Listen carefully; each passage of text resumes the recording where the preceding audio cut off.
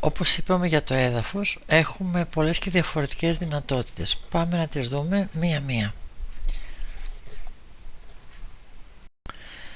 Τώρα θα δούμε ολοκληρωμένη διαδικασία πώς θα κάνουμε τα 3D face έδαφος στο πλατεία, ώστε να μπορούμε να βγάλουμε και ισοϊψής, του πλατεία ισοϊψής. Έχουμε εδώ πέρα αυτά που είναι 3D face. Okay. Πριν κάνουμε τα 3D face, πριν τα κάνουμε τρίγωνα έδαφος δηλαδή στο πλατεία, κάνουμε ένα rectangular εξωτερικά που να τα περιβάλλει όλα.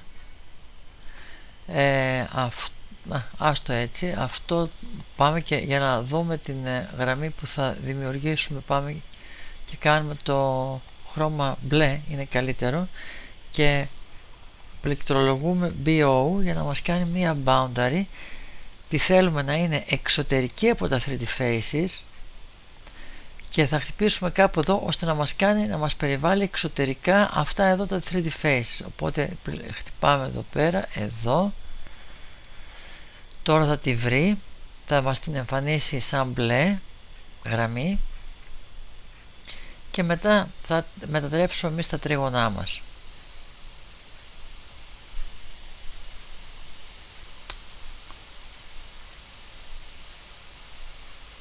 Ωραία, τη βρήκε. Μας είπε ότι θα την κάνει μεταξύ αυτού και αυτόν εδώ. Πατάμε Enter, το πάτησα, Outer εδώ, OK εδώ, και μας την έχει κάνει την πλάτη γραμμή. Ωραία. Τώρα πηγαίνουμε στο Layout, πηγαίνουμε στο Terrain, δίνουμε ένα όνομα, Terrain, επιλέγουμε από όλα αυτά το Points και Break Lines. Όχι,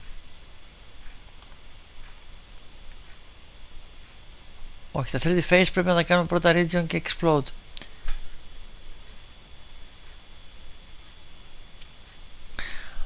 Οπότε πληκτρολογούμε Region για να μετατρέψουμε τα 3D face σε Region. Τα επιλέγουμε τμήματικά. Εδώ κάτι μου ξέφυγε, για να μην μας πάρει τις εξωτερικές γραμμές, ούτε αυτή την μπλε ούτε την άλλη. Enter. Μας έκανε region αυτά εδώ, μας τα έκανε μπλε γιατί είχα αφήσει εδώ πέρα την μπλε, για να δούμε αν του θα μας κάνει. Ναι, μας κάνει αντού. Οπότε πάμε να αλλάξουμε από εδώ το χρώμα, να το βάλουμε by layer. Ωραία. Πατάω πάλι region, πληκτρολογώ, επιλέγω αυτά από εδώ, αυτά από εδώ, Enter. Ωραία, τα έκανε region. Να τα, ωραία. Explode τα region με το γράμμα X. Τα επιλέγουμε πάλι τμηματικά για να μην μας κάνει explode την άλλη τη γραμμή. Τώρα μας τις έκανε γραμμή με υψόμετρο αρχής και τέλους, όπως βλέπουμε εδώ πέρα. Και τώρα θα πάμε στο Layout, Terrain, θα δώσουμε ένα όνομα. Από αυτές τις επιλογές θα επιλέξουμε το Points και Break Line, θα επιλέξουμε με το συν όλες τις γραμμές, πάλι τμηματικά, Enter, εδώ τα τρίγωνα, Apply, και θα μας κάνει τρίγωνα παντού, ακόμα και εδώ πέρα που δεν τα θέλουμε. Εμείς όμως έχουμε προνοήσει και έχουμε βάλει την εξωτερική γραμμή των 3D faces. Οπότε είτε το κλείνουμε είτε πάμε κατευθείαν εδώ πέρα να επιλέξουμε boundary. Θα το κλείσω για να δούμε τη διαδικασία και διαφορετικά. Πάμε στο terrain πάλι, δηλαδή επιλέγουμε από εδώ boundary, συν θα επιλέξουμε την μπλε τη γραμμή, με το tab επιλέγουμε την από κάτω,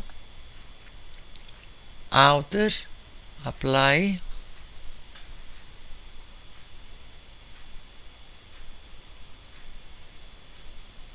ωραία, και μας έκοψε εδώ πέρα τα τρίγωνα όπως εμείς τα θέλαμε στην εξωτερική περιβάλλουσα, η οποία έχει εξαφανιστεί κιόλας, νομίζω. Όχι, υπάρχει. Ωραία. Τώρα, αν θέλαμε να κάνουμε από εδώ πέρα και ισοϊψής, Θα πηγαίναμε από εδώ να κάνουμε τη ρύθμιση που θέλουμε, ανάλογα με το πότε θέλουμε τις κύριες και τις δευτερεύουσες ισοϊψείς. Θα επιλέγαμε contours.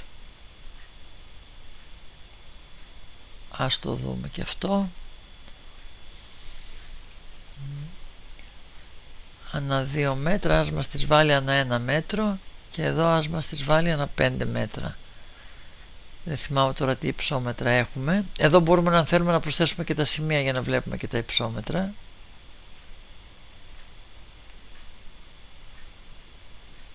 Okay.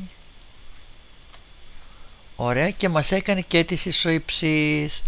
Αν θέλουμε τώρα το layer των τριγώνων, μπορούμε να το κλείσουμε.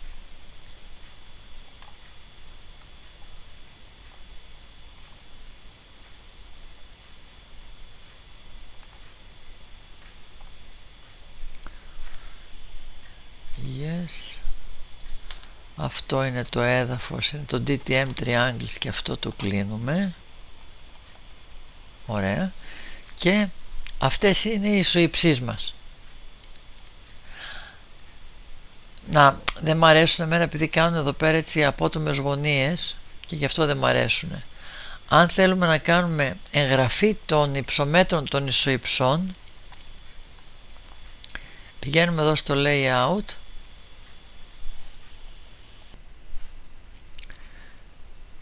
εδώ στο Label Contours, και μας λέει να διαλέξουμε το πρώτο σημείο, γιατί θα του δίνουμε, ή πάμε στα settings πρώτα,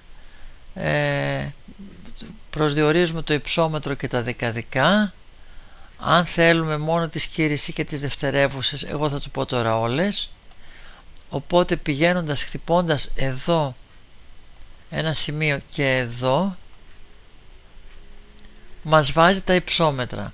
Αν θέλουμε να τα βάλουμε και αλλού τα υψόμετρα, είτε συνεχόμενα είτε όχι, ας πάμε εδώ πέρα που έχει αρκετές, Label Contours, εδώ και εδώ, μας τα βάζει. Escape, φεύγουμε από την εντολή.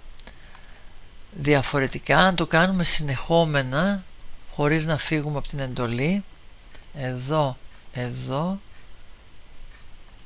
εδώ, εδώ, μας τα βάζει ανάποδα. Εγώ γι' αυτό θέλω να έχει μία φορά, και γι' αυτό πατάω Escape και τα χτυπάω συνεχώς. Δηλαδή εδώ πέρα μας τα έβαλε να διαβάζονται έτσι, ενώ επειδή το πήγα εδώ συνεχόμενα μας τις γύρισε ανάποδα. Οπότε θέλει πρώτα να του επιλέγουμε την κάτω γραμμή, και μετά εδώ και Escape. Νάτες οι εγγραφές του, οι οποίες είναι στο DTM Minor Contours, στο layer αυτό. Είναι M-Text και είναι σε αυτή τη γραμμή. Την οποία γραμμή αυτή, αν θέλουμε, εμείς την αλλάζουμε. Δηλαδή εδώ πέρα αυτό μπορούμε να το πάμε και να το βάλουμε ανάποδα τις εγγραφές, νομίζω. Δεν το πήρε τώρα. Για κάτσε να το ξαναδούμε.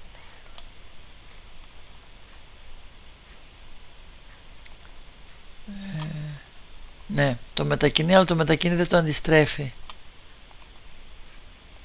Το μετακινεί έτσι. Αυτή είναι και η δημιουργία των ισοϊψών και η εγγραφή. Και από τα layer μπορούμε να πάμε και να δούμε εδώ πέρα στο φίλτρο που τα έχω βάλει εδώ πέρα. Μπορούμε να ανοίξουμε εδώ πέρα τα τρίγωνα. Αυτά όλα τα layer, το 10 κάτω παύλα, είναι από το πρόγραμμα. Οπότε εδώ είναι οι άλλες οι γραμμές που χρησιμοποίησε. Αυτό είναι η ολοκληρωμένη του εδάφους. Τώρα θα δούμε επίσης πώς μπορούμε να κάνουμε και έχοντας ισοϊψείς από ένα πρόγραμμα, αν μας έχουν δώσει. Αν και η καλύτερη λύση είναι να έχουμε 3D faces και ή σημεία και γακ. Αλλά το ακόμη πιο εύκολο για εμάς είναι να έχουμε 3D face.